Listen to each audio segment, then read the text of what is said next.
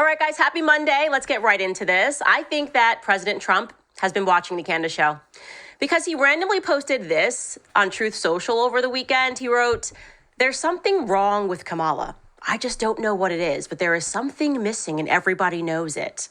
Yeah, that's a really fancy way of saying I've been watching Candace's episodes 70 through 75, and I'm at the edge of my seat. We all are, Mr. President. This is really turning into quite the scandal, and we are on top of it. I've gone through so many emails, and it just gets crazier and crazier.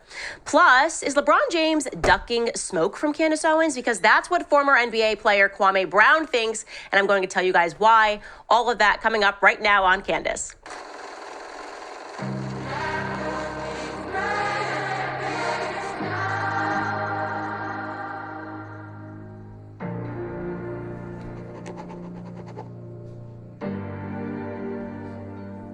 A lot of interesting trends happening on X over the weekend, and I've come to the conclusion that maybe the ghost of Michael Jackson is haunting Kamala, because there have been some really old clips that are now surfacing, and it's essentially depicting the Kamala versus Donald Trump discussion pertaining to the Michael Jackson case. Now, I know a lot of you guys are new listeners to the show. We've gained a lot of new listeners over the last week. So in case you are like me and did not remember any details about the Michael Jackson case, all you remembered was the media telling you incessantly that he was a pedophile, I highly recommend that you go back and revisit our episode 55, which we did looking into the Michael Jackson case. It is stunning. Michael Jackson was without question being set up by some very powerful executives because he was fighting for control over Sony. It's completely crazy about how the cases even came about. Literally, the first person who ever made an allegation against Donald Trump was drugged into the allegation by his own father. I'm talking about that crazy, and that his father eventually killed himself. It's nuts. It's nuts. Anyways, at the time that all of these accusations were coming up, it was very much the media versus Michael Jackson because obviously the record execs had a lot of power over the media. They controlled the media at that time. Same story it is today, and why there are certain people who are protected. And so at that time, they were going around asking a lot of powerful people what their opinions were on the Michael Jackson case. And one of those people who was asked was Kamala Harris, then the deputy city attorney in San Francisco. And here's what she had to say. That could mean life in prison. And cases like this can depend on the testimony of the child accuser. In general, the child will be able to recall and recollect with some detail the incident, and that is persuasive to a jury, even if it is the only testimony that is available. Ooh, betting against Michael Jackson, who was eventually acquitted of all charges. But what's really stunning is when you juxtapose this to what Donald Trump said at the time, then just a real estate magnate. Take a listen. Michael's been a long-time resident of Trump Tower, and last night the Donald strongly reiterated his defense of Jackson with Larry King by going after the accuser's mother. She's had plenty of experience at going after people. And she goes after him viciously and violently, and I saw a story and I read another story about some of the things she's done, and I don't believe it. But you know what it's like when an indictment comes down. It's tough. It's presumption. It's tough. It's tough to win, but I have a feeling he's going to win, Larry. The interesting thing is I've known Michael from many different standpoints, and Michael would spend a lot of time with my kids. I have beautiful kids, and at the time, like at Mar-a-Lago, and even in Trump Tower, the kids were very young. Michael would come, play with the kids. He just loved children. He was not a child molester, and I am certain of that. He loved children. He'd play with my son Eric and my son Donald, and he'd just play with them forever. He loved children, but he was not a child molester. And, you know, that whole final saga of Neverland and the police and what they did was, I think, a very, very bad part of Michael's life. Just incredible. When you really look back on that, it just makes you love Trump even more because he was always standing up to the media complex. And that's really what it was that came down on Michael Jackson. Like I said, the record execs had power and he was fighting them and he was winning against them. He was going to eventually control the Beatles catalog. Next thing you know, he ends up dead. He first gets accused of being a pedophile and his entire legacy is destroyed with accusations that did not win in court. He, like I said, was acquitted. Go back, watch that episode that we did on him and inform yourself on that. But it's incredible to see that. And people are now replaying these clips and are feeling some type of way about Kamala Harris. And I think the majority of people just want to know, who is this woman and who does she work for? Well, we left off on quite a note last weekend, or at the end of last week, rather. We have received a lot of information. You guys have been emailing us incessantly. I know I'm not responding to the emails. I am reading them and going through them. I'm creating this really long timeline. I'm also trying to be careful not to overwhelm you guys with too much information because there's so many moving pieces and they all have so many names. And I've just been carefully organizing things because we have time. We have a little bit of a runway ahead of the election, and I want to make sure that I get it right. So we left off interested in Vioris Cambridge Harris McPherson, okay? This is a woman that we believe is Kamala's grandmother, or her mother, really. She looks so much like her. But anyways, her true grandmother, not Beryl, a woman who I believe looks a little too much like Kamala and has been rather conspicuously just left out of the family Jamaican heritage story. So I'm just going to show you the side-by-side of Kamala and Vioris. And we then learned, because someone pointed it out to us, that actually Vioris's birth name is Iris. I can't believe I missed this. I produced the birth certificate and obviously did not read it for details. But yes, if you look at her birth certificate again, it actually says in that second column that her birth name is Iris. Now that explains why whoever created her profile on Ancestry.com put Iris in parentheses. On that far side, it says Vioris Anita, and that's her baptismal name. As I've been going through all of these documents, I realized baptismal names are very important, or were at this time, because they then used them and pretended that it was their legal names on other documents. But yeah, so when we see that, and we go, okay, so we now have a grandma Iris. That's very interesting. We know that this woman was born in 1927 in St. Elizabeth, Jamaica, and her last name was Cambridge. And I'm wondering, and I'm sure you're wondering, could she be the Miss Iris that Donald refers to so affectionately throughout his piece? He claims in that piece, by the way, that Miss Iris's ancestry is unknown to him, right? He also claims that that Iris that he mentions is his grandmother. So it would be Kamala's great-grandmother and not her grandmother, which I suspect she is. And I'm going to show you the extremely Black woman that we are shown a picture of.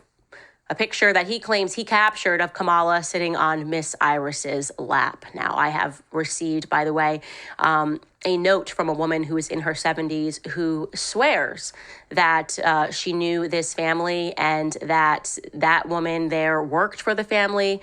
As we work to get in touch with her, she's a bit older. Trust me, I am on it. I've reached out.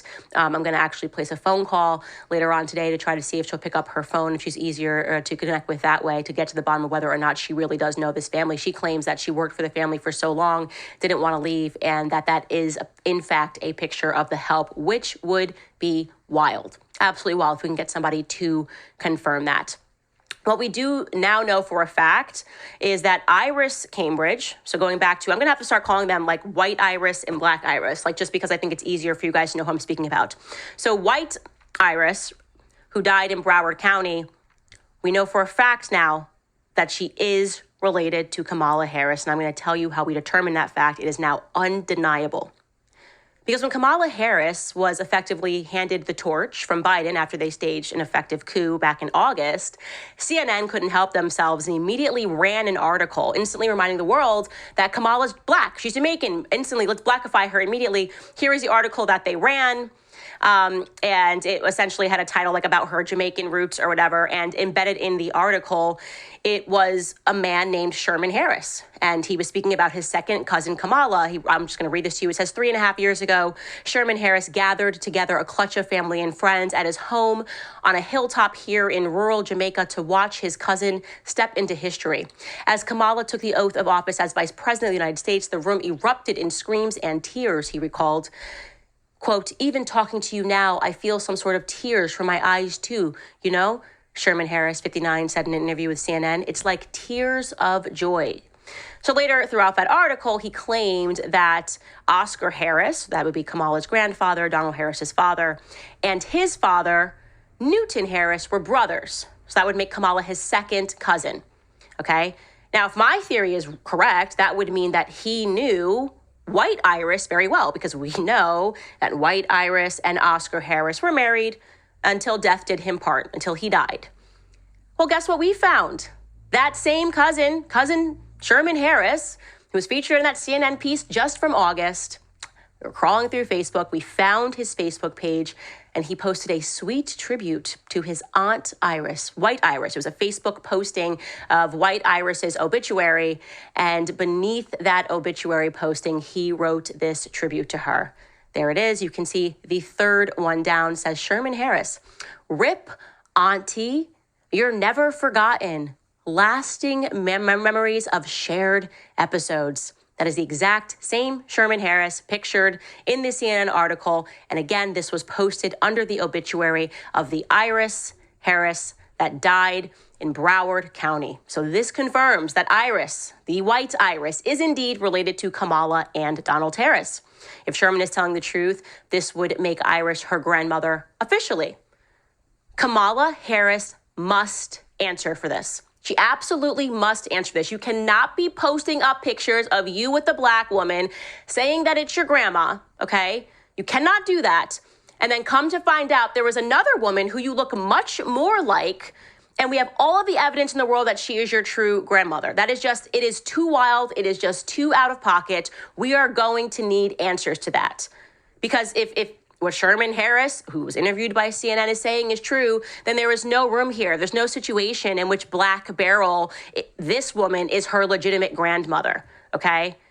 And by the way, I want to say, because keeping up, looking at this Beryl, she in no way favors Donald Harris.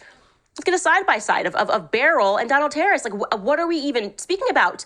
If you put this together, how are you getting a Beryl from this woman and Oscar Harris? I don't see it. Now, again, genes can be funny, but then when you put him next to our White Iris, I go, okay, look at those squinty eyes here. I could see a little bit of a similarity here. He does seem to somewhat favor her. Again, now we're just believing our own eyes and asking the right questions. What we do know for a fact is that woman on the right, Iris Harris, is related to Kamala Harris, and we need answers, okay? We need answers. Now, also last week, we left you on a tidbit. We were searching for a Christopher Harris. Do you guys remember that? I'm going to briefly jog your memory here.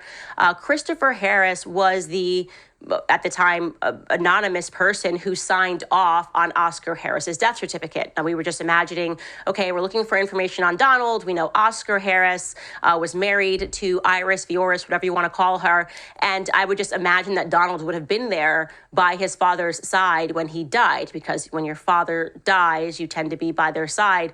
Well, I'm going to pull up that death certificate again. This is, again, Oscar Harris's death certificate. And you can see on the bottom there, number 16. If you go right there to the bottom, it says qualification, meaning the person filling this out. The qualification is that he is the son of Oscar Harris. And then it says something about the body being buried. And he signed it off. And we were going, okay, who is this Christopher Harris? Like, this would mean that Donald Harris has a brother. This means that this guy would be definitively be Kamala's uncle. Where is he in the world? While we were able to locate Chris, he was also featured in the Kingston Gleaner. That has given us a lot of information, the newspaper, in an article that was dated back to June 24th, 1983, announcing the Council of Jamaicans in Ontario, Canada. I'm going to show you a picture, okay? See these pictures of these people.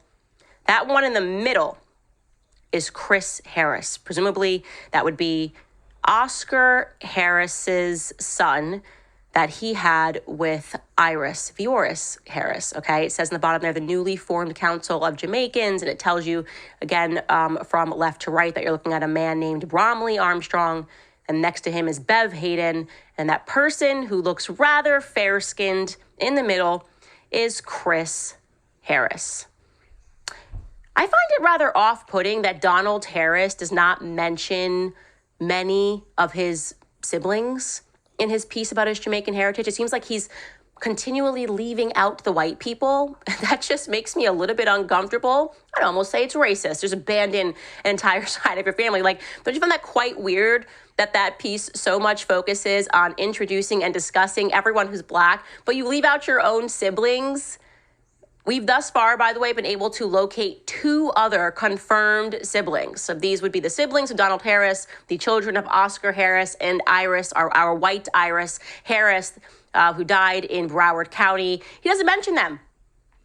Did Kamala have a relationship with them growing up? I don't know. And I want to be clear, we still cannot find much information about Donald Harris himself. We did find some old newspaper clippings of a Donald Harris, which we are working to confirm it's him, that was involved in a lot of plays, in theater, and in drama in Jamaica. And I'm going, okay, well, the piece that I read about him, he was constantly speaking about the farm and the lessons on the farm. It would be wild if he turned out to be another theater kid, because you know that I have had my fill of theater kids and them being put into positions of power, a la President Zelensky, Justin Trudeau, Emmanuel Macron. So I'm really hoping that this is not the right Donald Harris, but again, we're working to confirm it.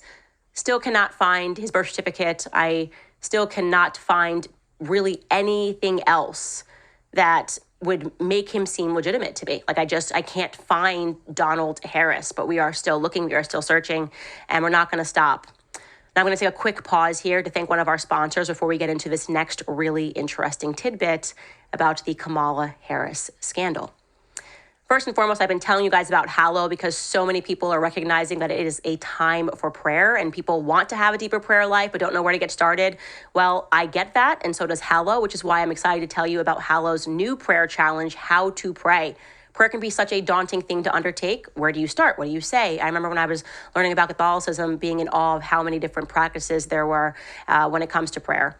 But it does not have to be overwhelming. Hallow's new prayer challenge will take you through short daily sessions over the next 2 weeks with an all-star lineup of spiritual leaders and guests, giving you all of the essentials to creating a rich prayer life. They'll teach you how to pray through scripture, how to do imaginative prayers, how to incorporate prayers that have been around for centuries, and so much more. You'll get a new guide every day, and some of the guides include Father Mike Schmitz, Jonathan Rumi, who plays Jesus in The Chosen, and Mark Wahlberg, and many others. The only way that we can get through these crazy times is by getting closer to God, and prayer is the best way to do that. So download the Hallow app for 3 months free at hallow.com/Candace. Again, that is hallow.com/Candace. All right, guys. Now, so many of you emailed me about Alves Cambridge. Guys familiar with that? Never heard of that name? It's okay. So Alves Cambridge, interestingly enough, is the brother of our white Iris down in Florida, okay? She had a brother named Alves, and they lived near each other in Broward County, and they were extremely close. Many of you guys pointed out to me that I missed in her obituary, and I did miss this. I don't know how I did, but there were so many pictures of her and her family and so many pictures of Alves and his wife of 68 years with Iris. They were extremely tight-knit. That was all very true. And Alves Cambridge passed away in 2020, and in his obituary, there were some things that were of interest and sent me down various rabbit holes, and I'm still collecting that data. But I want to show you his obituary, particularly the second page of it, okay? So this is his obituary. It goes on and talks about how he, worked 6 days a week, opened a hardware store, and worked in Jamaica through 2 fires that destroyed his business. He persevered and rebuilt to the mantra that you can destroy the tree, but the roots remain untouched. Talked about how him and his wife, Vaughn, loved to travel around the world. Yes, there's a lot of stuff I'd like to speak to you guys about Vaughn, but first I want to introduce Alves because, like I said, there's so much information, it's important to slow it down. Look at this third portion here, okay? Al would want you to know that he was a Freemason and visited many lodges around the world on his travels. He was also president of the Jockey Club for a time, okay? So this means that when this man passed away, he wanted the world to know, this is, again, Iris's brother Alves, that she came over with on a ship. We found the ship logs. I believe it was in 1958. She came over with him on a ship, and they settled in Miami-Dade. And he wanted the world to know, after he passed away, that he was a Freemason and he visited many lodges around the world. Now, this is a great time for us to pause and discuss Freemasonry because there are so many different elements, cultural elements of this, which I think a lot of Americans have the wrong idea. Either they don't think Freemasonry is real, or they don't believe that Freemasonry is relevant, or they believe that Freemasonry is innocent. And I'm going to speak about all of those things. So first and foremost, what is Freemasonry? Full stop, okay? So during the late Middle Ages, the world was united under the Holy Roman Catholic Church, okay? So if you had any opposition to the church throughout Europe, you were forced to go underground, right? We were a Christian society.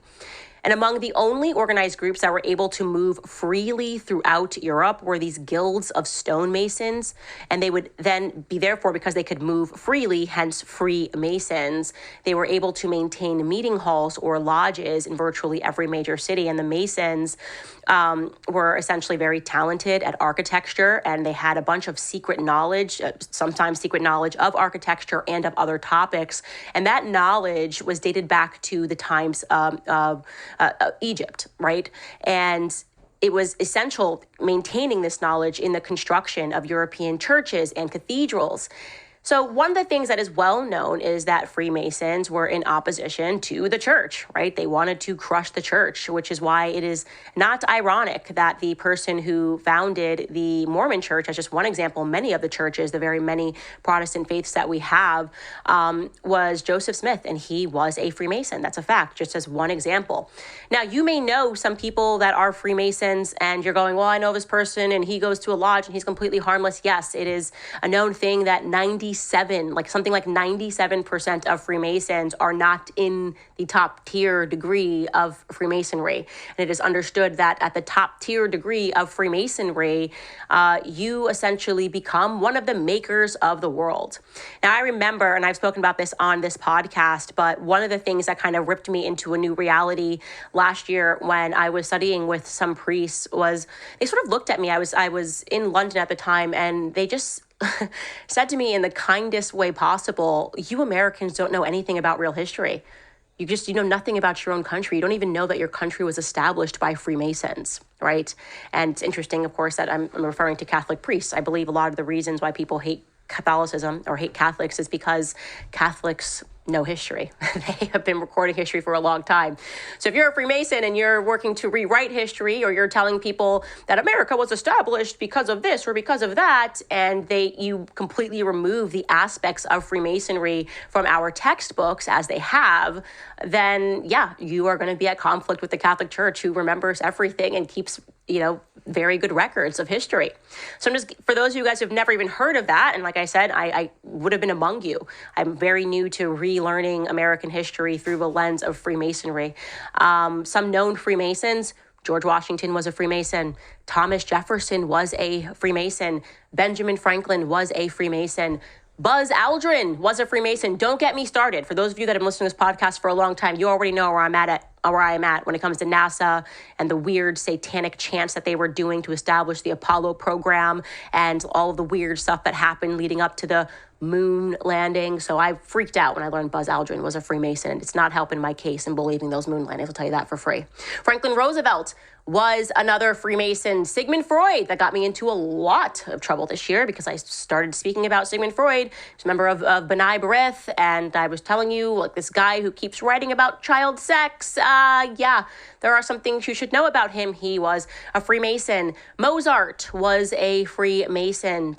Okay, so at a point in our history, and likely even today, it was all about a battle for power, a battle for dominion over the earth, and they had all different sorts of aims. And it is true that different groups, high degree of Freemasons, practiced sexual rituals. And again, that gets back into the origins of NASA. For those of you that are new to this, you got to go back and watch the NASA episode. Watch the Michael Jackson episode. Watch the NASA origin story. It's shocking. It's all in your face. You can look this up literally on Wikipedia. It's so known. I'm not like on a weird Reddit feed learning this information. They believed that some of these people, and particularly speaking about NASA, that you could perform these sex rituals and have these like group sex settings, and you would be able to summon demons. And they believed that they would be able to conquer the earth this way. These people who established Apollo thought this. These people, I was sharing a story. Aleister Crowley was one of these individuals. He was quite literally kicked out of Italy by Mussolini because he was hosting a sex ritual amongst the powerful elite. That's what I think is the biggest takeaway. The biggest takeaway is that the people that practiced these sexual rites and believed in sex magic and did these things in an effort to conquer the world were elites. This wasn't like a random group of people in the middle of nowhere living in the desert doing this stuff. You know what I mean? Like, this was the most powerful people in the world in an effort to believe that they would be able to conquer the nations. It's important to know that as we continue to discuss everything that's happening, because I even had to reset my mind as I was looking into Kamala's history and all of this weird stuff. And I was going, okay, what was the world up to in the 1940s, as just an example? If Donald Harris was born in 1938, what was actually going on in our country? Well, we're talking about World War II period, where this stuff was going on, where you had elites that were practicing thelema. We're talking about when Freemasonry was relevant, where these sorts of individuals who thought like this, leading up into the 60s, obviously, free love, sex, rock and roll. Many people don't know the basis of that was Aleister Crowley's religion, thelema. That was the precursor. It wasn't like a bunch of adults by themselves decided to have multiple partners. It was that a bunch of elites behind closed doors decided to introduce sexual liberation as a means to conquer nations. And it worked. It crushed the church in the process, right? Having multiple partners is explicitly anti-Christian, obviously, making people not desire marriage. These are the sorts of things that actually took place in this country. And you can learn all of these things, by the way. I posted my book list on locals.com because people were like, where are you learning all this stuff? I'm like, I just read stuff that's outside of a textbook. And of course, start with that book, Chaos, because the 60s was a very, very wild time. People changing their names. Of course, prior to that, you had McCarthyism. In your textbook, you learned that he was just a paranoid guy, paranoid senator. It's not true. It was real. Communists were invading America. They were changing their names. They were selling our secrets. And he was brave to fight and stand up and to speak about it. Anyways, like I said, I want to just speak about that because when you see Alvis Cambridge openly put something like Freemasonry, I don't think that's a ha-ha joke after you die. He just was like, I'm not going to say this until I die, and then I want you guys to just publicize it. So we have someone who is likely Kamala Harris's great uncle or uncle, who is explicitly saying that he's a Freemason, and now we have a woman who's about to be president of the United States. How does that make you feel? Like I said, we don't want to overwhelm you guys. Another important part of this process is we don't want to make any mistakes by going through all of these documents too quickly, because that's what they're waiting on, right? Everyone's watching these episodes, they're seeing the numbers, they understand people are processing this. They're waiting for me to make one slip up so they can pound and be like, she's crazy. So I'm going through everything very slowly and very meticulously. We're investigating every claim that people are making, but until we feel certain that it's correct, we're not presenting it.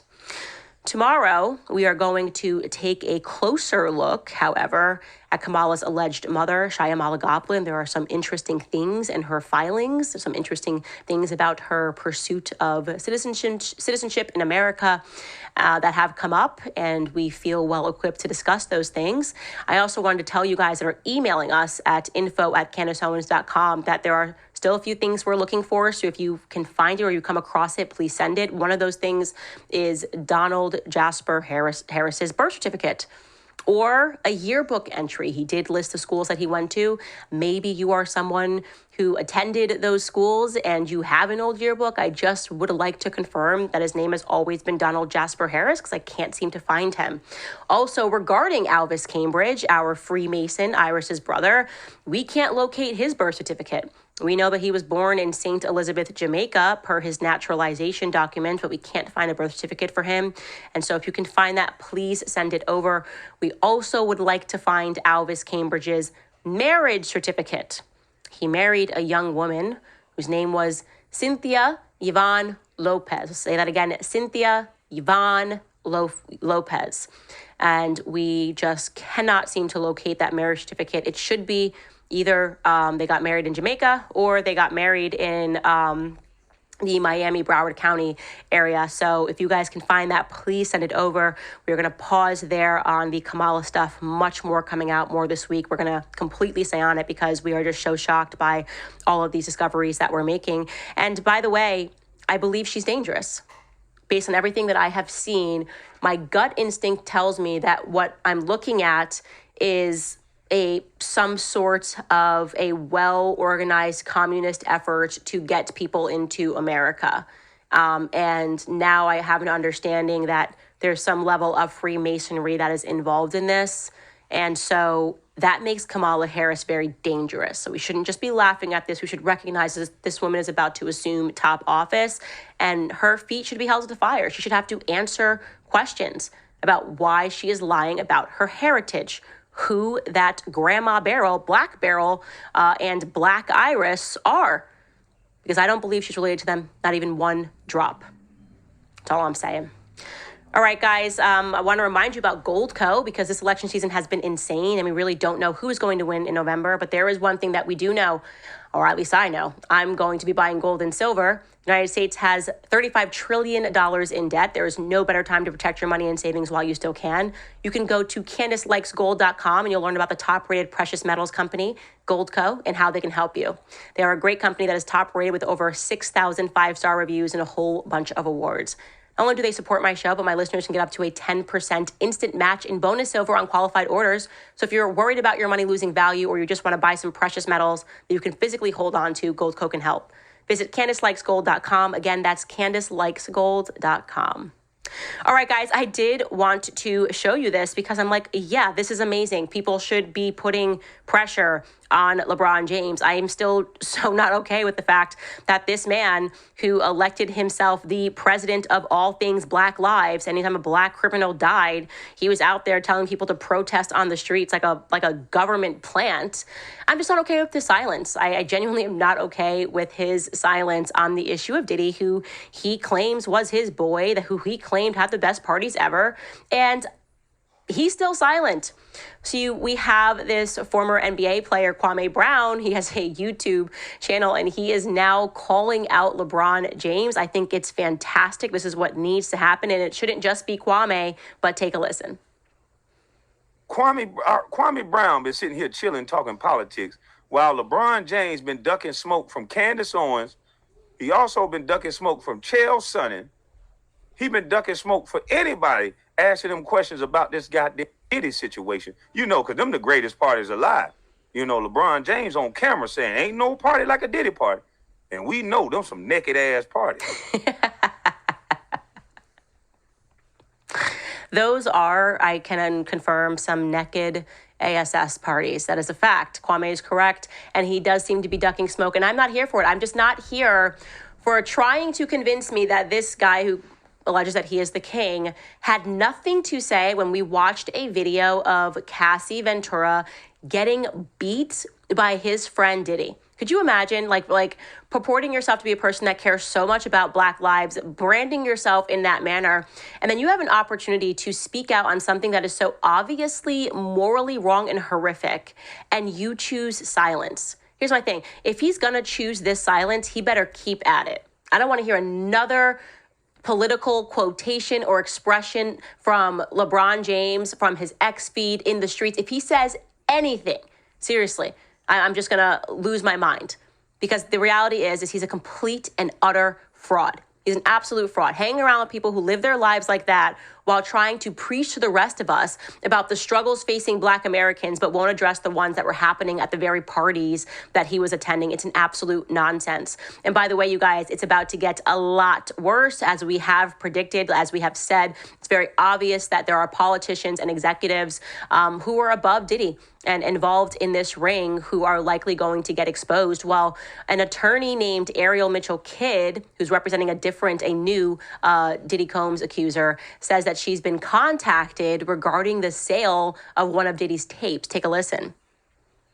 There already have been tapes leaking around Hollywood, being shopped around to individuals in Hollywood, but one particular person contacted me to shop a particular video they were in possession of, and to contact the person who was in the video to see if they were interested in purchasing the video before it became a public knowledge. I've heard this before, so like a catch and kill. Catch and kill, correct. Wow. Can you, and I guess you can't reveal the person who is on No, I tape. can't explain who the person was, but Mr. High profile? Mr. Combs was in the tape, and this other person is, I would venture to say, more high profile than Mr. Combs. Really? This was actually in his Atlanta home, at a home he had in Atlanta at one point. And it does seem that the person isn't like looking into the video. So it's, to me, doesn't seem like that person knows they're being videotaped. It doesn't seem like they're active participant in the videotaping, like they're being surreptitiously recorded.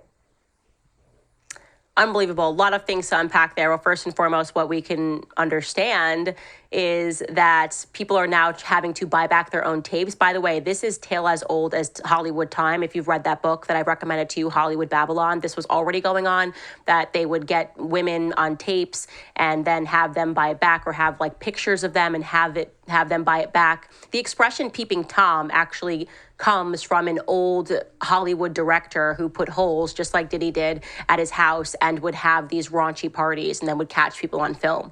This is tale as old as Hollywood Time. Like I said, Hollywood has always been a town filled with debauchery and drugs and murder and lies and deception and people that are looked up to and hailed to as heroes and kings and as beautiful queens who live their lives like this in private, which is just truly sickening. But she's saying that there's someone bigger than Diddy. Who could that be? At his Atlanta home. Who do you think it was that didn't realize they were being recorded at his Atlanta home? There's not many names in hip hop that I would say are bigger than Diddy. Is it she's referring to more powerful, perhaps an executive that's more powerful? My best guess is that that person will buy back the tape, but just like what happened in Hollywood Babylon, there's probably more copies of it that have been made. And you just can't keep buying these sorts of tapes. And what really upsets me, by the way, is how casually she's discussing this, which means she's not the only person. It's being shopped around. That means right now, all of Hollywood is colluding to keep this on the low. Like, no one has come forward and said, I don't care about the tape being shopped around, but I do want people to know that this person was engaged in this on camera. Like, nobody has that moral clarity to just come out and say it. Instead, they're all just going to stay quiet because they all know that they're a part of the same ecosystem. They all know that if they tell the truth about what goes on in Hollywood, they'll be chased out of it. And they'd rather keep their place in Hollywood and live amongst these deranged stars than do the right moral thing. It's all really, really sickening. But of course, we will stay on that story, you guys. I am going to just throw it to one more advertisement before we get into your comments. I can't wait to hear what it is that you guys have to say. But first, I'm going to tell you guys about American Financing, because mortgage interest rates are dropping and are now in the 4s. Finally, if you've been waiting to figure out how to get your finances in order, you need to call my friends at American Financing today. Many hardworking Americans are carrying high credit card balances that charge 20% or more each month. It's time to get rid of those. American Financing's salary-based mortgage consultants are helping homeowners just like you tap into their home's equity to get out of high interest debt. They're saving their average customer $800 a month by doing this. With the rates dropping, the decision is easy. All it takes is a 10-minute, no-cost, no-obligation phone call to find out how much you can save. And if you start today, you may be able to delay 2 mortgage payments. Call American Financing today at 800-795-1210. Again, that's 800-795-1210. Or you can visit AmericanFinancing.net/Owens. That's AmericanFinancing.net/Owens. All right, guys, let's read some of your comments. We know we're going to do that just on Rumble because we're quietly building on Rumble. I really wish I could read your guys on YouTube as well, but I hope you'll hit the link and follow us over to Rumble if you are here on YouTube. Also, if you want to support our independent work, because we are not monetized here, please take a second, if you're enjoying this investigative journalism, to go to locals.com and find me and give whatever you can monthly to support our independence, because we're having so much fun and we love that we do not rely on YouTube anymore, and that we can say what we want to say and know that you guys have our backs. We're going to stay on this Kamala thing. Again, locals.com, and you can find me and give a gift to support our independence. We are now cutting over to Rumble to answer some questions. All right, let's get ready to rumble. This person, RH2nd, writes, Candace, you are a ray of sunshine on a yellow brick road in a hellscape of evil, vaccines, zombies, and criminals. Basically Hollywood, I guess. Stay safe and fearless. I'm against all those things: vaccines, zombies, and criminals, and sometimes all three. I feel like are coming at us at the exact same time. It has been really fun, and it is also. I'm very happy. I'm just very happy, and I think that just comes with real freedom.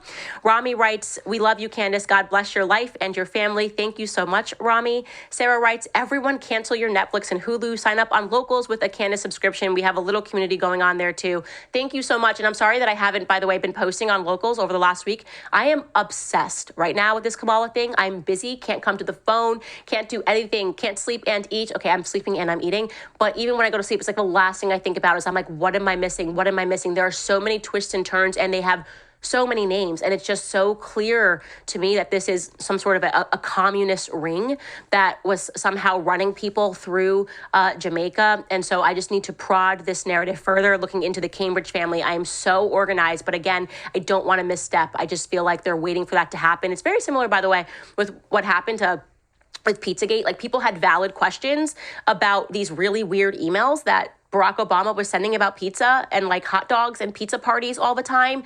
And then somebody made a mistake and took it too far. And next thing you know, they were like, anybody who believed in Pizzagate. So you just have to be careful and make sure that anything that you're presenting is an actual fact. And then they never had to answer the questions about why he was sending so many weird emails about pizza. And like, it was just totally bizarre. And I want to make sure that Kamala still has to answer all of these questions. And the best way to do that is just to make sure that we are operating slowly and fact-checking everything and not saying anything with certainty unless we are 1,000% certain of what it is that we are saying. And like I said, we do have the time to still do this. Jennifer writes, is there some sort of AI where we can just upload pictures of Beryl, Iris, and Kamala and have it tell us based on scanning the images which one looks more like Kamala? Yes, they do have those AI services, but what will happen is the news stations and the public, they'll like try to debunk that. Like, oh, who cares about these little AI services? It doesn't really mean anything. They're not perfect, and they aren't perfect, so that's true. And so what I say is just forget the AI. Believe your own eyes. Like, just believe your own eyes. And I just am looking at my own eyes. I am not believing that Beryl is Kamala's grandmother. Least of all, I'm definitely not believing that Beryl is the mother of Donald J. Harris. I just want to know who Donald J. Harris is. So please, somebody find a yearbook, something. I need you. Come on, soldiers. You guys have been so good emailing me so many things, so many tidbits. Maud Gone writes, I'm grateful to you for showing how sex, nudity, violence, and drugs was used to break down the family and a strong society. In Iran, there are higher numbers of women in science, medicine, and research than in the U.S. That does not surprise me at all. America is getting infinitely more dumb as we become more reliant on the media, the establishment media and the mainstream media to tell us what to think. People have stopped thinking altogether. And I do believe that there is an intentional hiding of knowledge, of science, of medicine, not wanting people to know anything, because I think that we actually are in the dark ages. We're going into the dark ages. The age of enlightenment was actually an age when a bunch of Freemasons enlightened themselves and decided how they would begin to keep more and more information from us. But I'll save that rant for another day.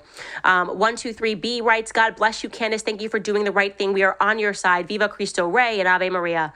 Ave Maria. Play It Out writes, great episode. Thank you guys so much. I'm so happy that all of these random things that I've been obsessed with all year, like learning about Chaos Book and the 60s and Freemasons and the Catholic Church, it's all just kind of coming together. That's how you know God is just with us, because everything that happened this year in my life has just been such a blessing. And the things that I got interested in, like, I was just definitely being motivated by the Holy Spirit, because we're all working together towards this like larger revelation about true evil that exists in our society. And our best guard against that, first and foremost, is God, like to become godly in every capacity that we can. And I've just felt so drawn towards the church, but also just turning off the evil, like just saying no. Like, we get to make a decision. We don't have to listen to these people that lecture us all the time and who are trying to enslave us to their plans. I mean, and don't even get me started. I didn't even have time today to discuss the nonsense of them really just dragging us into World War II with Iran. Like, we're just supposed to believe this Iran narrative that I've been telling you was going to happen for 2 years. Now they're pretending that it's like by accident. It's like, guys, the elites want war. They want war. It's so obvious they want war. Anyone who doesn't see that and believes that what's happening is organic just needs to wake up. Like, seriously, for your own benefit, wake up. And we are here to help you do that. And we will, of course, be here again tomorrow to continue this investigation and discuss much more. I'll see you guys then.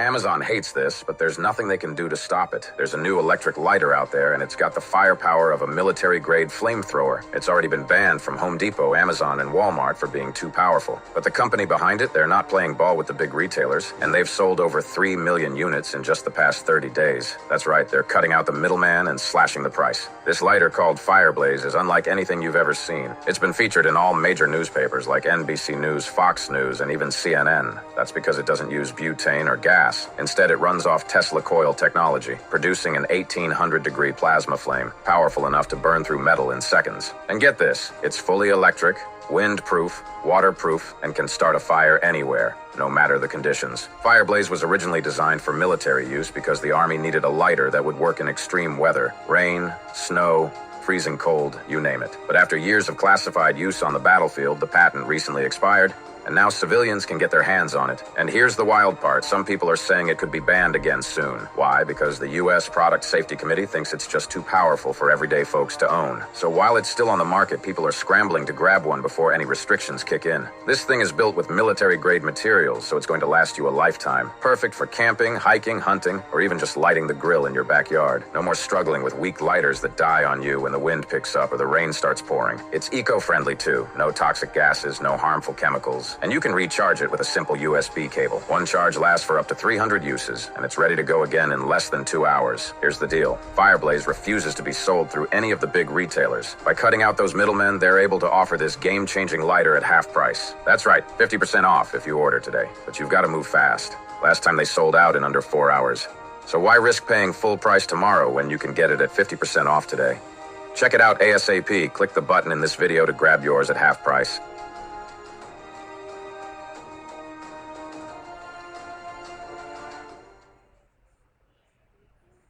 Go to your kitchen now and try this turmeric hack to melt 2 or more pounds almost overnight. Better than Ozempic. Okay, so everyone has been asking me how to drop 60 pounds of fat in record time. It's actually all thanks to this new and unusual technique that top Harvard scientists just discovered, which unlocks and accelerates fat burning without injections or prescriptions. And in the next 30 seconds, I'm going to share with you guys exactly what it is and how it works. These Harvard scientists showed that weight gain actually has nothing to do with diet and exercise, and absolutely nothing to do with genetics, hormones, or your gut. Instead, it all comes down to these fat-burning cells that fade away in our bodies, especially after 40. And we've never known how to reverse this process until now.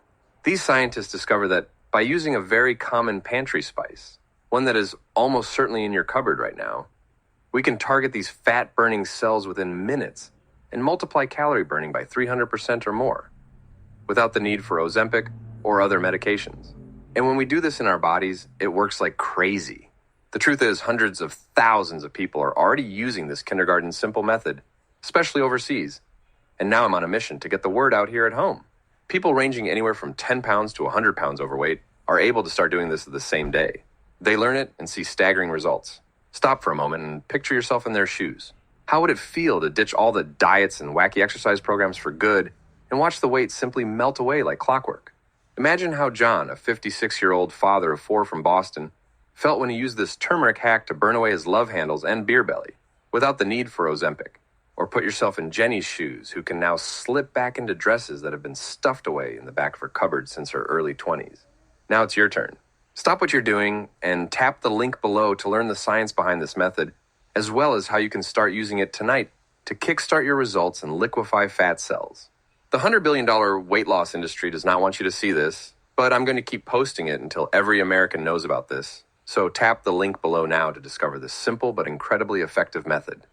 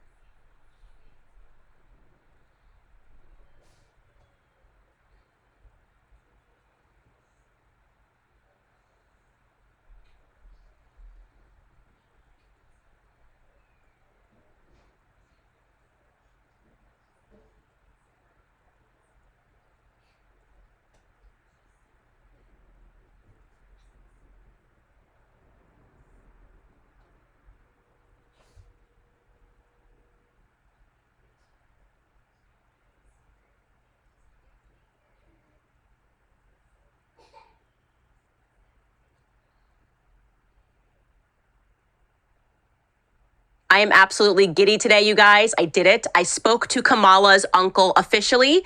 And by the way, he's a gem.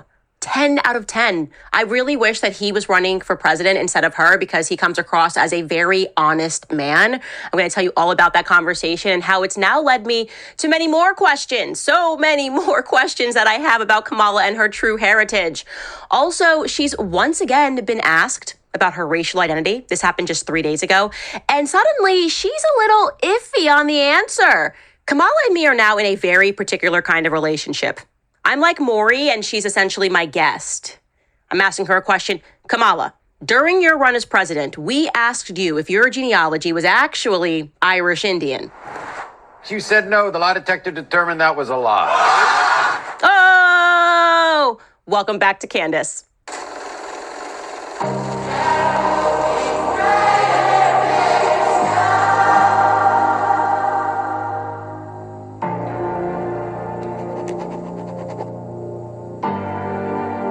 Where to begin? Okay, so 2 days ago or 3 days ago, Kamala was asked again about her Black heritage, and suddenly she is getting a little iffy on the details. You can see she does not want to engage in the conversation, and the answer that she actually gives is fantastic. It is just fantastic, and we need to now pick it apart. So she appeared on a show called All the Smoke, and she was interviewed by the hosts, which are former NBA players Matt Barnes and Steven Jackson.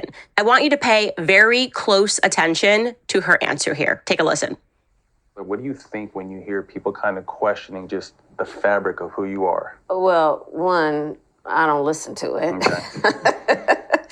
I'm really clear about who I am, and if anybody else is not, they need to go through their own level of therapy. That's not my issue. Their issues, right? My mother was very clear. She was raising two Black girls to be two proud Black women. And it was never a question. You know, it's funny because over the years, journalists, some, not most, will want to talk about it. And I say, okay, if you want to have this conversation, I'm prepared to have it, but sit down and get comfortable for a few hours.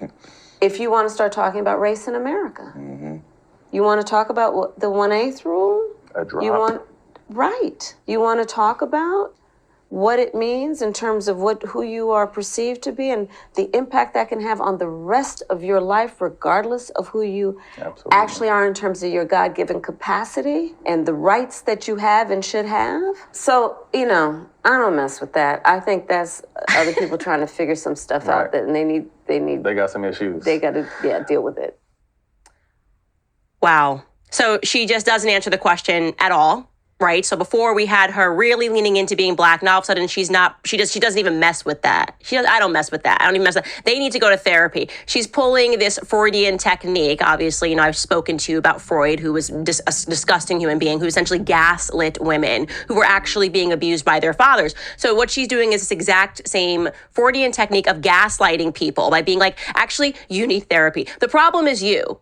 The problem is actually you for asking the question. No, Kamala, we are asking the question because you made this a theme in your bookie book, which we're going to get to in a little bit, okay? So you don't get to now just not address the question whatsoever. Put yourself in her shoes, okay? I'm going to put myself in her shoes. I'm running for president of the United States, okay? And these questions keep popping up about whether or not I am Black. Do you know how simple it would be to simply answer the question? List your Black relatives in 4 seconds. I would be like, this is my grandma, this is my grandpa. Suddenly she's a little iffy on the details here. Why didn't she just say, yes, obviously my grandmother is Beryl. Here's a picture of her. She's Black. I'm disgusted with the people that are even calling this into question. Here's my great grandmother, Iris Finnegan. I am obviously Black. Instead, she goes, oh, do you really want to talk about it? That's what I say. They show us, do you really want to talk about race? Do you really want to talk about the 1/8 rule? I mean, how dare she? And the answer is yes, Kamala. Actually, I would like to talk about it. Yeah, I'm actually totally up for talking about the 1-drop rule, the 1/8 rule. Let's discuss history. That's what those journalists should have done. That's what those former NBA players should have done, not giving her a free pass. I would have been like, no, ma'am, name your ancestors. And why are you bringing up the 1/8 rule at all? let's talk about the history here, okay? The one-drop rule was actually a legal doctrine in the United States that was used as a means of racial classification, okay? It really dates back to the antebellum period in Virginia, where people of color were considered legally white if they had less than 25% African ancestry. So we're talking about something that was pre-Civil War, but then the classifications became especially relevant throughout Jim Crow in the South, obviously because of segregation. So they're like, are you white or are you black? So they needed to know how to quantify whiteness and blackness. The laws were first officially codified in Tennessee as one of Virginia's racial integrity laws. They wanted birth certificates to just be very clear whether a parent was legally white or legally a Negro, so that it was known which laws in society you had to abide by. What about Indian Americans? Because strangely, she brings up her mom. You would think the first thing she would do would be to bring up her dad. Instead, she brings up her mom. She's like, my mom was very clear that she was raising two black women. Your mother is Indian, like fully 100% Indian. So the fact that the first person that you recall is a non-black person is suspicious. And regarding Indian Americans, just to be clear, in 1923, the Supreme Court decided in the United States versus Bhagat Singh Thind that Indians... Amazon hates this, but there's nothing they can do to stop it. There's a new electric lighter out there, and it's got the firepower of a military-grade flamethrower. It's already been banned from Home Depot, Amazon, and Walmart for being too powerful. But the company behind it, they're not playing ball with the big retailers, and they've sold over 3 million units in just the past 30 days. That's right, they're cutting out the middleman and slashing the price. This lighter called Fireblaze is unlike anything you've ever seen. It's been featured in all major newspapers like NBC News, Fox News, and even CNN. That's because it doesn't use butane or gas. Instead, it runs off Tesla coil technology, producing an 1800-degree plasma flame, powerful enough to burn through metal in seconds. And get this, it's fully electric, wind-proof, waterproof, and can start a fire anywhere, no matter the conditions. Fireblaze was originally designed for military use because the Army needed a lighter that would work in extreme weather, rain, snow, freezing cold, you name it. But after years of classified use on the battlefield, the patent recently expired, and now civilians can get their hands on it. And here's the wild part. Some people are saying it could be banned again soon. Why? Because the U.S. Product Safety Committee thinks it's just too powerful for everyday folks to own. So while it's still on the market, people are scrambling to grab one before any restrictions kick in. This thing is built with military-grade materials, so it's going to last you a lifetime. Perfect for camping, hiking, hunting, or even just lighting the grill in your backyard. No more struggling with weak lighters that die on you when the wind picks up or the rain starts pouring. It's eco-friendly too. No toxic gases, no harmful chemicals. And you can recharge it with a simple USB cable. One charge lasts for up to 300 uses, and it's ready to go again in less than 2 hours. Here's the deal. Fireblaze refuses to be sold through any of the big retailers. By cutting out those middlemen, they're able to offer this game-changing lighter at half price. That's right, 50% off if you order today. But you've got to move fast. Last time they sold out in under 4 hours. So why risk paying full price tomorrow when you can get it at 50% off today? Check it out ASAP. Click the button in this video to grab yours at half price.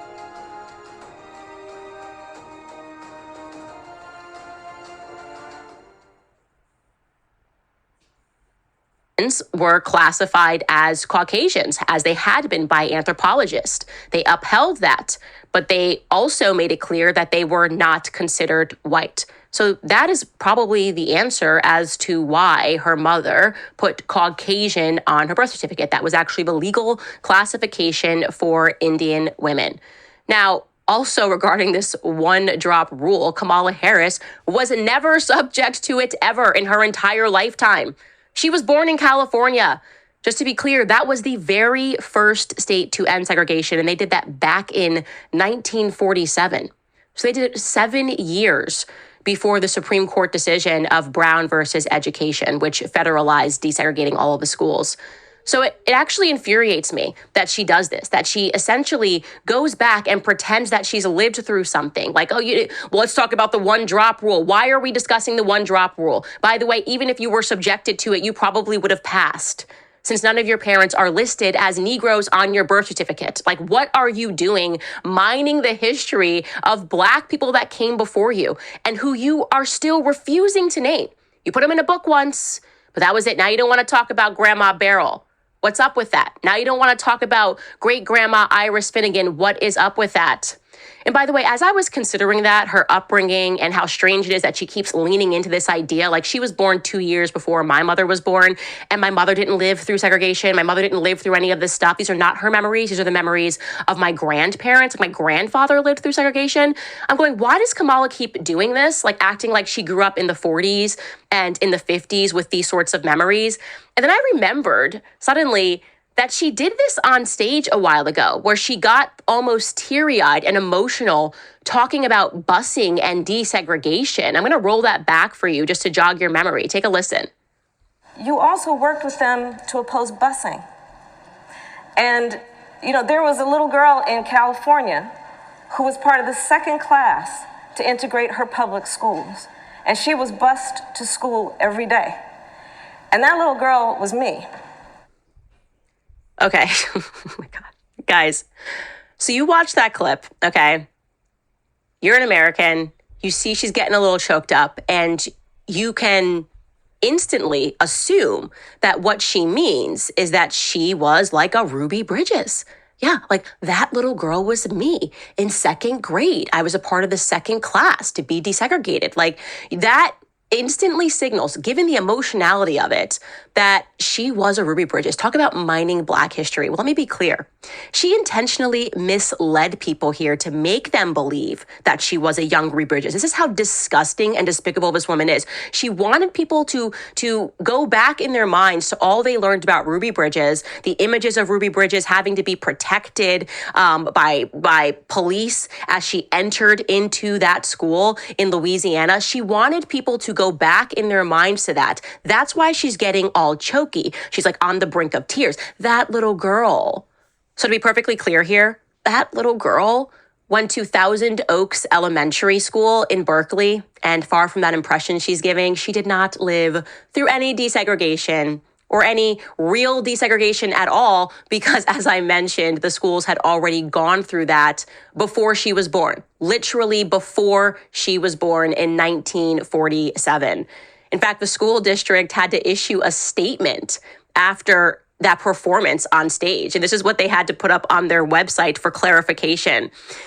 They wrote, "There has been some confusion in the media and social media around the Berkeley schools and integration due to the fact that our high school was already integrated, as evidenced, for example, by high school yearbooks, which show children of many race and ethnicities at school together prior to 1968.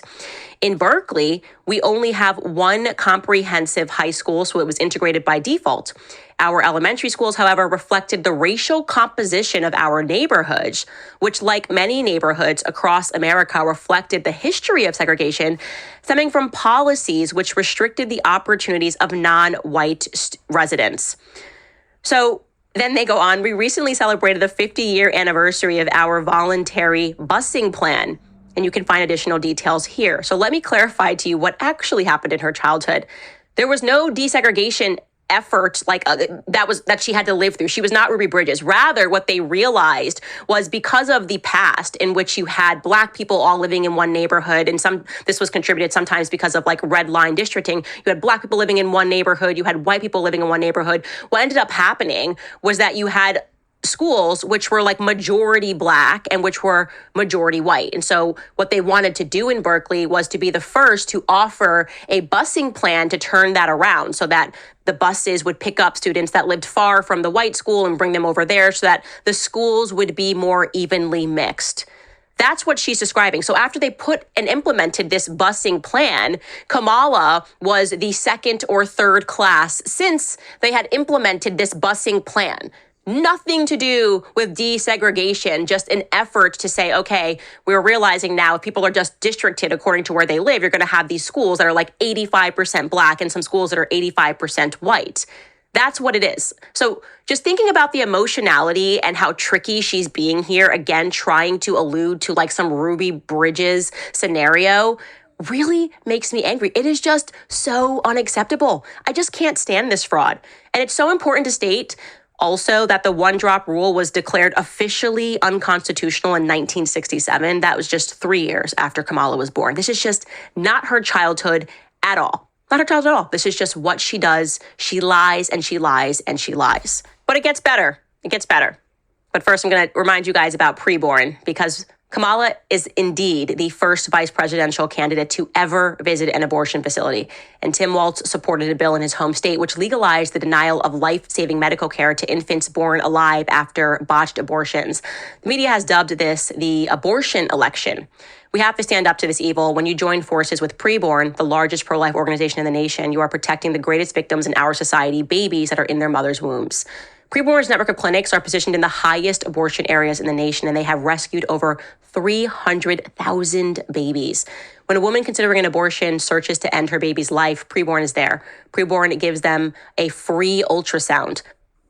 5 words you pronounce wrong 2 years before your brain starts shutting down. Dementia is now known as type 3 diabetes, according to the Mayo Clinic, where doctors have made a shocking discovery that changes everything we know about memory loss and mental decline. So if you or a loved one is often forgetting things or suffering from brain fog, then you must see this. After 3,400 brain scans and years of clinical research, an award-winning brain health expert has just revealed the real root cause of memory loss and dementia, and it has nothing to do with aging, genetics, or plaques. Instead, Dr. David Clark discovered that memory loss is actually caused by the consumption of 5 neurotoxic chemicals used extensively within the American food industry. These neurotoxic chemicals create brain rot that alters your ability to properly speak and destroys mental clarity before completely erasing all your memories. Dr. Clark's discovery was a billion-dollar secret he wasn't supposed to know, because it led to a clinically proven 30-second bedtime technique that can destroy the brain rot while you sleep. You can do it tonight, no matter how old you are or your current condition. Tap the Learn More button below for a free video. You'll see exactly how this powerful method takes only a few seconds a day and gets to work to sharpen your mind and memory almost instantly. This simple method reverses the brain rot before it can break any more networks, which helps energize brain cells, clears brain fog, and most importantly, eliminates all signs of memory loss or dementia, all without the need for medications, side effects, or expensive therapies. More than 93,000 people are already doing it. Not only have they been able to reverse their cognitive decline, but they are also increasing their protection against diseases like dementia and Alzheimer's. So stop what you're doing right now and use the Learn More button below to see Dr. Clark's short, free, eye-opening video. You'll see how thousands of people are using this strange 30-second bedtime technique to energize their brain cells, clear forgetfulness and confusion, and best of all, rewind their memory loss. This method is working so incredibly well that the greedy executives within the healthcare establishment are pushing to bury this memory-saving technique and protect their absurd profits. So, while it is still available, hit the button and start using this technique to restore and protect your precious memories from vanishing. This video may not be available for long, as Big Pharma files a new application every day to get it taken down. See it now while it's still online.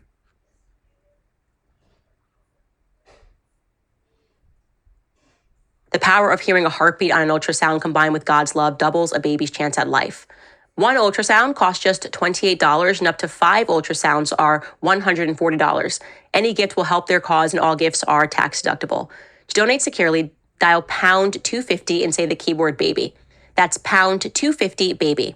Or you can go to preborn.com/Candace. That's preborn.com/Candace.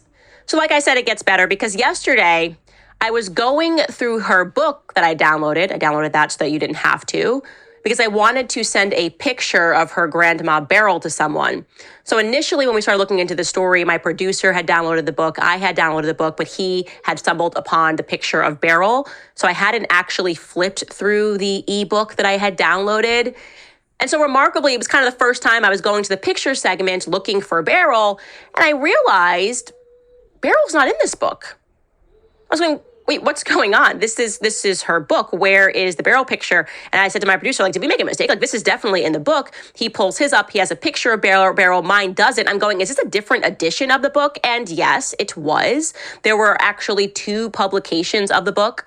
one in January of 2019. And then 5 months later, in May of 2019, they published what is known as a young readers edition. Basically, it's exactly what it sounds like. It's meant to be for younger readers, and it's typically more pictorial, right? So they want to change a couple of words, essentially kind of dumb it down to make it easier to read and include more pictures. Yet in this edition, they decided to remove pictures. And it's just, I guess, ironic that the pictures that they removed for the Young Readers Later edition were pictures of Black Iris and Grandma Beryl. There were more pictures that were removed, but the family members were all still there, except for Black Iris and Grandma Beryl. I found that to be extremely interesting.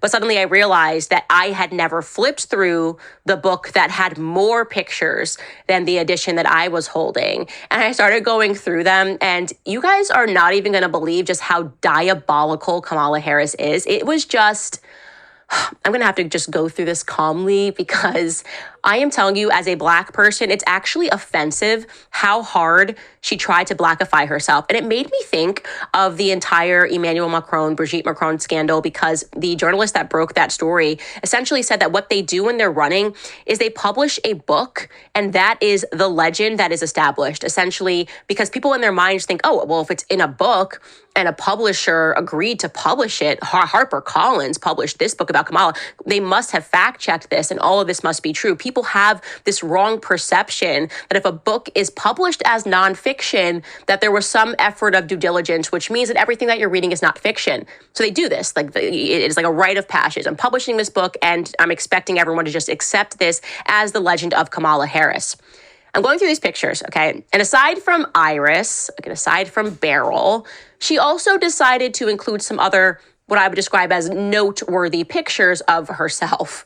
Like this one, where she writes, "Sporting my fro, summer of 1970. But basically, you just know when you go through this that they essentially sat down as a team and were like, we're creating the legend. We need you to be Black, okay? This was published again in 2019. And they're like, we need that Black foot. Let's make it easy. Give me the blackest photos of you that you can possibly find. Like, to put the caption of her afro is just signaling to Black people, hey, I'm Black, which is ridiculous because there's so many other races that have afros.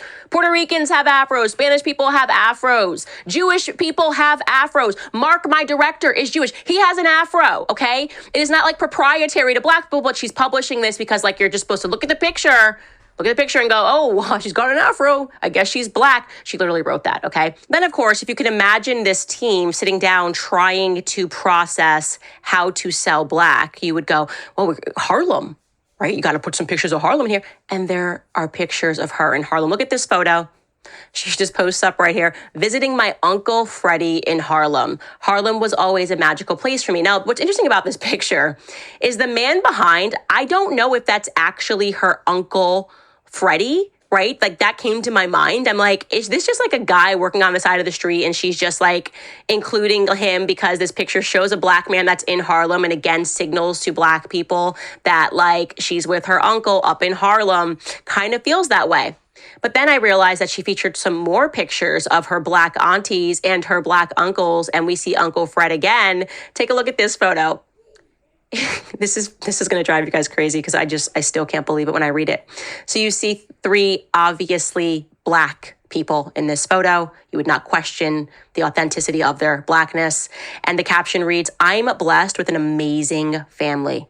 I'll never be able to thank Auntie Chris, Uncle Freddie, and Aunt Mary enough for their constant encouragement and support. They always showed up for me, as they did here at a campaign event for my DA's race that we held at a San Francisco, you guessed it, jazz club, because, hey, we're talking Harlem, we're talking Black people, we're talking afros. Let's also post a picture of you in a jazz club with your aunties and your uncles. And like, Black people will just accept that you only have all these photos because you're like super Black. But then I said, wait a second, she doesn't have an Aunt Mary or an Aunt Chris, or an Uncle Fred. I've been deep in this woman's genealogy. Who are we talking about here? These people do not exist. And I said, is it possible that like somewhere in the book that she's alleging, probably assuming that no one is gonna actually read through, she acknowledges that these aren't her real aunties and uncles? And the answer is yes, my friends. There's a passage about Aunt Mary and Uncle Freddie in this book, The Truths We Hold, which is really just the greatest trick ever played on Black America. She writes this: my mother surrounded herself with close friends who were really more like sisters. My godmother, a fellow Berkeley student whom I knew as Aunt Mary, was one of them. They met through the civil rights movement that was taking shape in the early 1960s and was being debated and defended from the streets of Oakland to the soapboxes in Berkeley's Sproul Plaza. As Black students spoke out against injustice, a group of passionate, keenly intelligent, politically engaged young men and women found one another. My mother and Aunt Mary among them. They went to peaceful protests where they were attacked by police with hoses. They marched against the Vietnam War and for civil rights and voting rights. They went together to see Martin Luther King Jr. speak at Berkeley, and my mother had a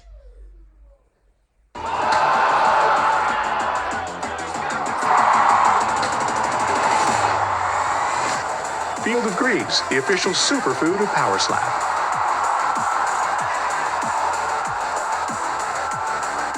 chance to meet him. She told me that at one of these anti-war protests, the marchers were confronted by the Hells Angels. She told me that at another, she and her friend were forced to run for safety with me in a stroller after violence broke out against the protesters. But my parents and their friends were more than just protesters. They were big thinkers, pushing big ideas, organizing their community. Aunt Mary, her brother, my uncle Freddie, my mother and father, and about a dozen other students organized a study group to read the Black writers that the university was ignoring. So you guys,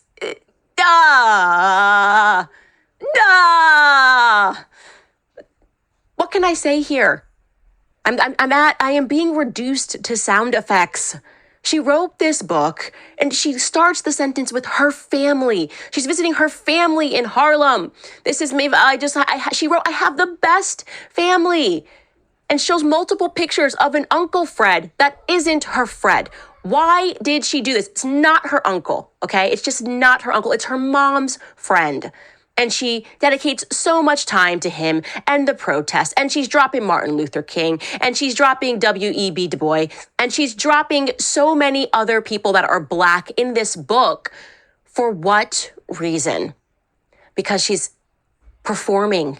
Because this is a sleight of hand. Because they quite literally likely sat around in a boardroom and they said, how can we make you Black? I want to see every photo of you ever taken. And I'm going to tell you what in people's minds will just read like Blackness. So we've got Ruby Bridges now in people's memory, being embedded in people's memory. Now we've got this idea of her marching aunties and uncles in Harlem.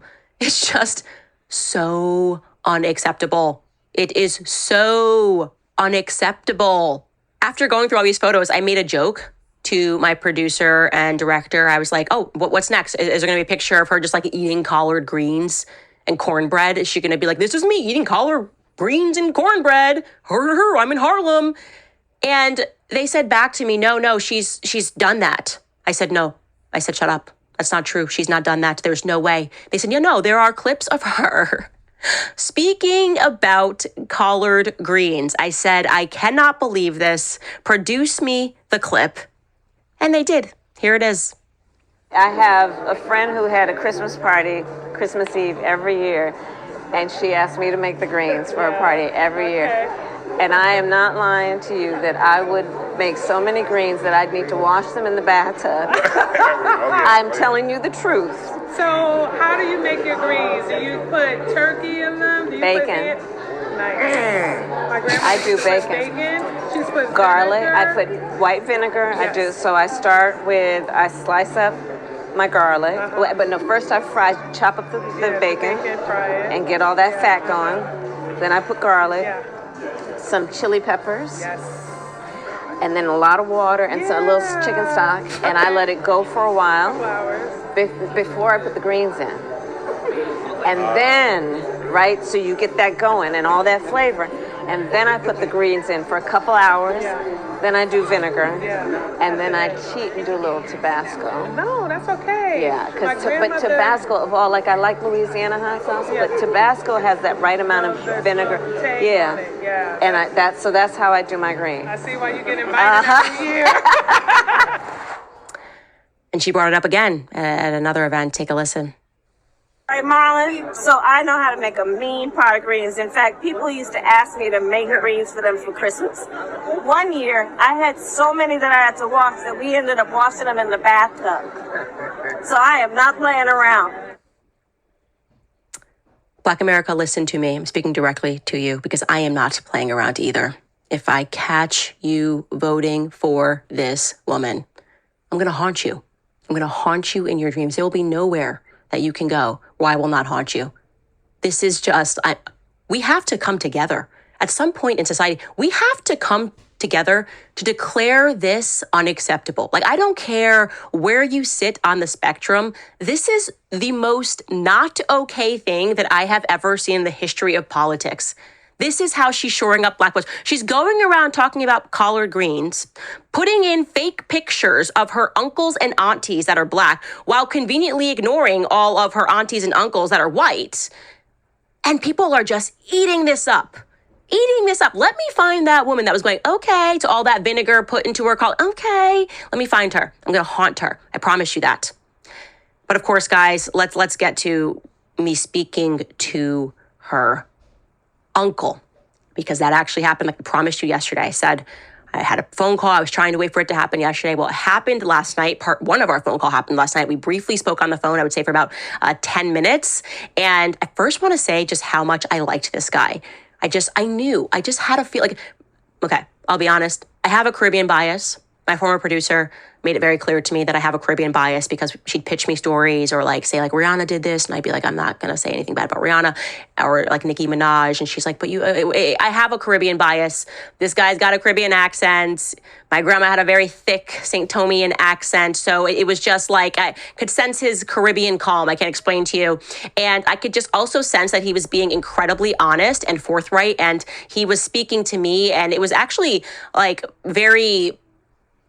I guess I would say just beautiful in a way, because he cared about this. He wanted to reach out because he cares so much about Vioris, and he doesn't want whatever is going on with Kamala to make people have this perception of Vioris. And I told him right away that it was never my intention for him to get inundated. So I want to be clear. My understanding is that it's the press calling, but I want to make sure that there are no Candace Owens viewers that are going out there calling any of these relatives that are still alive, because we can find information online, but we definitely should not be harassing her relatives who have nothing to do with her running, and in many cases don't even agree with her politics. Like this person that I spoke to is a Candace Owens fan, conservative, as many Caribbeans are conservative, because on the islands, that it's just not a lot of wokeness. I'll leave it at that. Why are you gay kind of a vibe going on. You are gay. It's a little bit more of like an island vibe. Anyways, I just said to him, look, we're just trying to get questions answered about Kamala's heritage.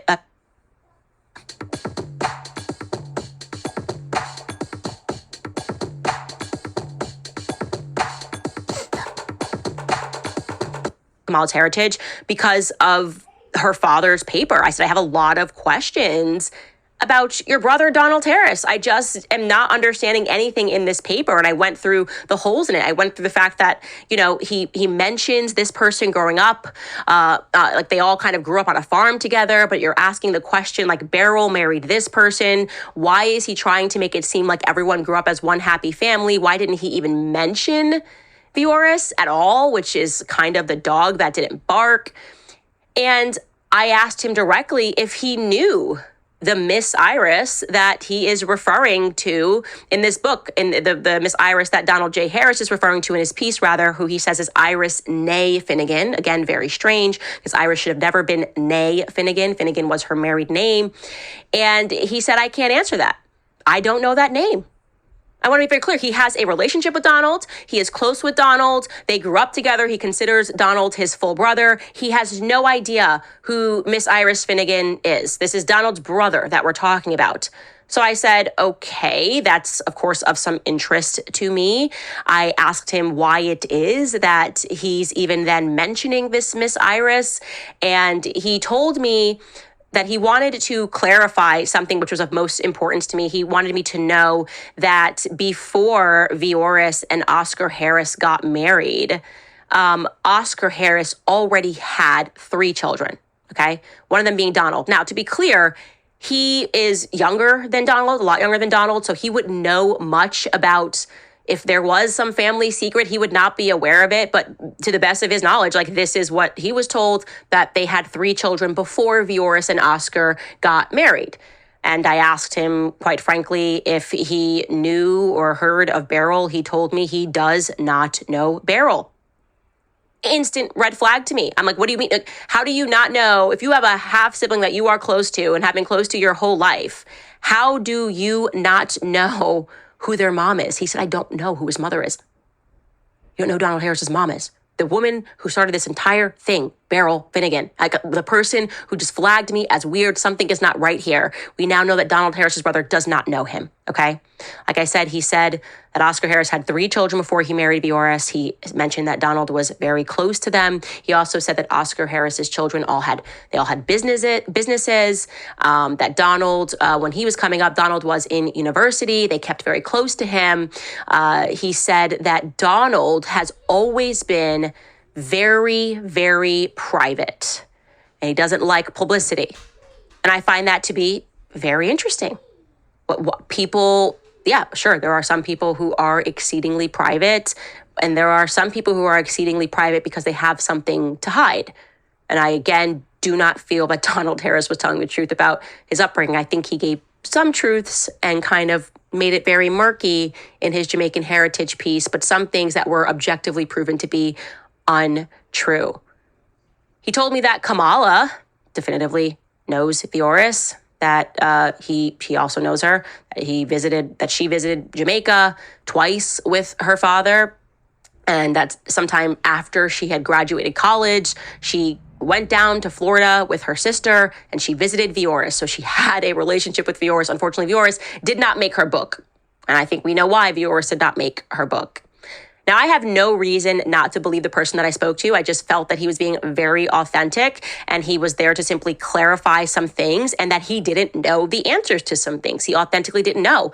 And if he is telling me something that is not correct, then the reason why those things are not correct is not because he's trying to lie, but it's because he is not aware of them.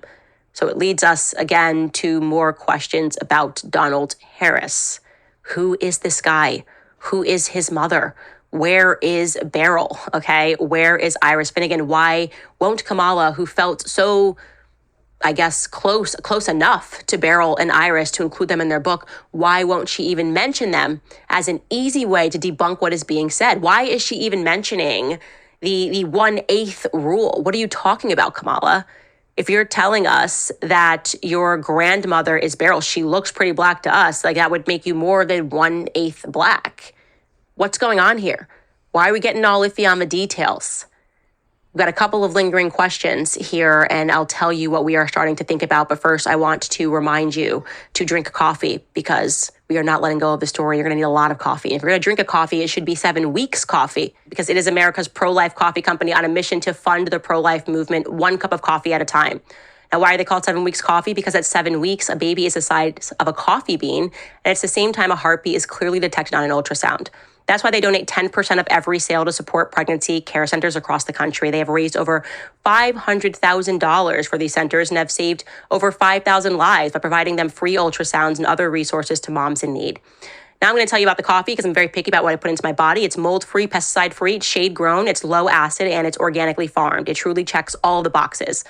So exclusively for my listeners, go to 7weekscoffee.com and use code Candace for up to 25% off your order. Remember, your order will directly help support a network of over 900 pro-life organizations across the U.S. That's 7weekscoffee.com and use code Candace for up to 25% off your order. Okay, now let's get into some other leads. So we have a couple of interesting things that are happening, some things that we are exploring. Someone has found, okay, and this is, by the way, we'd be in conspiracy land. We got nothing more than like a visual, and I can say by the visual, this woman does look like the Beryl that is pictured with Kamala, that I said looks like a 60-year-old woman. I'll show you the photo right here. Okay, so somebody came across a woman who has the same name, Beryl, who is still alive, very, very, very old. Now, this woman is not at all related to Kamala. judging by who her son is and doing that sort of a thing. She's not related to Kamala, but again, she has that same name. She's still alive, and we have confirmed that she is from that same town, that same place, Brownstown, Jamaica. So we know she would have been there at the same time. And like I said, she resembles the person that Kamala is trying to pass off as her grandma. Could this be the help? Could this be a woman that they just took a picture with? We're going to explore that lead, but first, a bigger lead. And now I can just send all of you guys to hunt and figure things out. By the way, I'm depressed because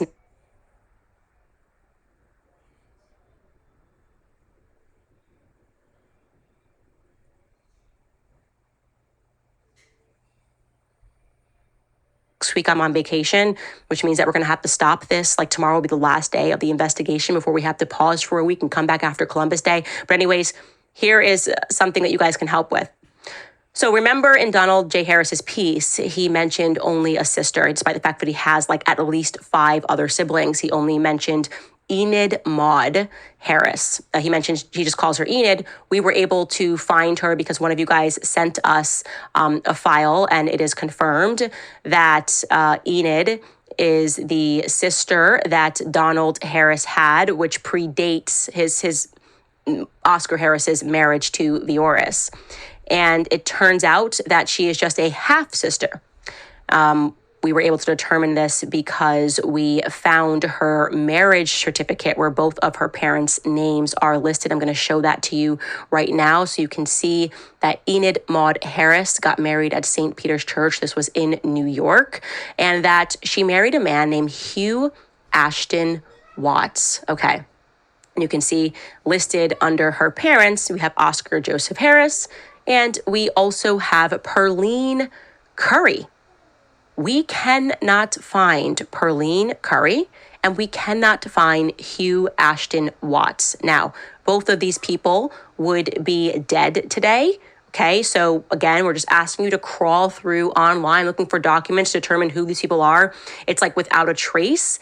We know that Enid is still alive. Obviously, Enid is very advanced in age, so do not call Enid and ask any questions. We are not okay with that. We are not here to harass elderly people. We're just looking for answers because there is a plausibility that maybe Perline Curry is his true mother that he's not telling us about. Maybe Perline Curry is Kamala Harris's grandmother and not Beryl, right? So again, we have questions here, and the fact that we can't find Perline Curry, we just want to know what race she is, what she looks like. That's really kind of the information that we're looking for. And again, a good start here is you can find Perline Curry, or if you can find Hugh Ashton Watts. And we know that they got married in New York. We know that they lived at least for a short time in the Bronx. We're sending you guys out to explore those leads as we continue to try to get to the bottom of Kamala's heritage, because I personally do not accept that I need therapy, as she says. If you are even asking a question, you need therapy. No. Like I said, we are only here because you sent out your media goons to go after Janet Jackson and to try to paint her as crazy. We're only here because we have now arrived at the stage where you've gone from bringing Megan Thee Stallion out to shake her butt, you're walking out to Beyonce, you're talking about collard greens, you're dropping fake black relatives to kind of persuade people that you have this black upbringing, you're talking about Harlem. You don't get to pull a 180 and pretend that it's irrelevant. Okay? Because you know when Trump was on stage and he said to you, look, I don't care whatever she is. Well, let me tell you, I disagree with him. I care. You've now caught my attention, okay? And common sense says to me that if any person was put in a seat and asked about their heritage and someone said, what do you think about these rumors that you aren't black? All you would do is start listing your relatives that are black and say how foolish it was. And she's not doing that.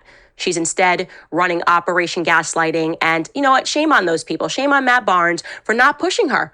Put her feet to the fire. You don't get to just mine black history and black pain to try to present yourself as the first black female presidential candidate. It doesn't work like this. It's completely unacceptable.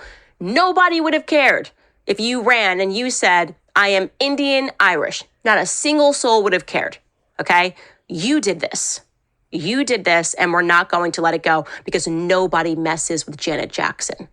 All right, guys, before we get into your comments, I want to remind you that this episode is sponsored by Nimi Skincare. It's my favorite skincare brand out there. You see me using it on Instagram. They've come to now be known as America's skincare company because they formulate and manufacture all of their skincare products here in the USA while supporting pro-American causes and organizations. Nimi Skincare is true American luxury skincare, but their prices are affordable since they deliver directly to your door and cut out the big box retailer middleman.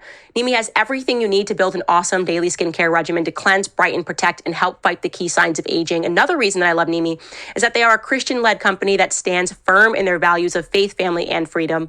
So sign up right now at NimiSkincare.com for a subscription to save 15% on your routine and save an additional 5% using code Candace at checkout. Plus, you'll receive a free gift on every third order. If you aren't sure where to start, take their skincare quiz to find the perfect routine for your skin type. That's Nimi, Nimi, skincare.com, promo code Candace today. All right, let's read some of your comments. We're reading this from yesterday's episode because I have an event tonight, so I pre-recorded this a couple of hours earlier. This person, Trisha, writes, at this point, Candace knows more about Kamala's heritage than probably Kamala herself. I know. Actually, what's funny is I obviously am slated to speak to that relative again, hopefully later today, but I did via text ask, by the way, what do you think about the Jewish thing? Like, is that part true? And he didn't say no to that. So maybe he's just learning it, maybe he knows it, or maybe he's just learning it. But I thought that was pretty interesting. I probably literally do maybe know more than some of the relatives, and maybe he's learning as he's watching this going, I didn't even know this. And yeah, why don't I know like who my brother's mom is? Like, that is kind of weird. Like, is there a secret that's being kept from me? Yes, I really might be Maury. I might be exploding family secrets at the moment, but that's what happens when you run for president. Nangi writes, these series about Kamala are so interesting. As a former resident of Montreal, Canada for almost 30 years, I can assure you there was nothing middle class about the neighborhood where she lived. It's one of the most high-end neighborhoods of the city. She's such a fraud. Keep up the amazing research work. May God protect you, Candace, your team, and your family. Yeah, I am really feeling some type of way about the level of fraud that she has aspired to here. And like I said, when I was just going through those pictures and really understanding, getting the full picture of how hard they tried to establish the legend of her blackness, I was infuriated. I was just like, no, this is not acceptable. We have to have some ground rules here. Across party lines, we have to agree. I don't care if you're like a lefty that's scared about the environment and you want to drive, a car that's electric. That's actually cool with me. Like, we can lock arms here as long as we can agree that this is unacceptable. Like, you cannot do this. You cannot Ruby Bridget. You just can't. Happy Hearts writes, she could be mixed with hyena and some will still vote for her no matter what. It is true. Some people are deluded and they're like, oh, she talked about collard greens. That's black enough for me. What? She said it was in a bathtub. What? That actually doesn't even sound really sanitary to me, if I'm being honest. Imagine the skin. Ugh. Lynn writes, I wonder what Janet Jackson thinks right now. She made a random comment about Kamala's race in an interview, and now Candace turned into an investigator. Yeah, Janet Jackson, where are you at? Reach out to me. We'll have you on the show. I would love to sit down and speak with you about what you said. And I have your back. I'm like, Randy, I have your back. And the people that instantly try to pretend that you were crazy rather than answering the questions, it's not acceptable. We're not allowing that to happen anymore. They did it to your brother. They're not going to do it to you. Nina Gumbo writes, thank you for your journalism. I am from Europe, but I am scared because whoever will be in charge of the United States, it will affect all of us. You are brave to tell the truth and we will be watching. Thank you so much. It is true. America tends to cause that sort of ripple. And this woman scares me. There's something about someone that can move that easily in and out of an identity that should frighten all of us, all across the world. We should be frightened by it.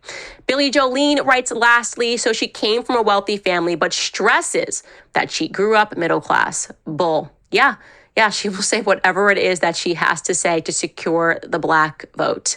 And that is exactly why we must forcefully reject her. Not just black Americans, white Americans as well. You guys should be mad that she's denying your heritage. Like, what's so bad about being white? I'm angry for both of us. I'm angry for white people because there's nothing wrong with just saying that you are Irish, okay? There's nothing wrong with it. I'm angry for black people because she does not get to Ruby Bridget. Ladies and gentlemen, if you want to keep supporting this investigation, head to locals.com. As I said, we're uploading documents there as we continue to look into everything. Sadly, tomorrow will be the last day before we have to take a 5-day break because I am going overseas, but it's okay because I have content for you, but it's just not going to be about Kamala. But it allows me more time to research things. So continue to email us at info@CandaceOwens.com or post things onto our locals page. We can share, collaborate. So many of you guys have presented so much information that we really couldn't have done this without you. So we'll see you tomorrow.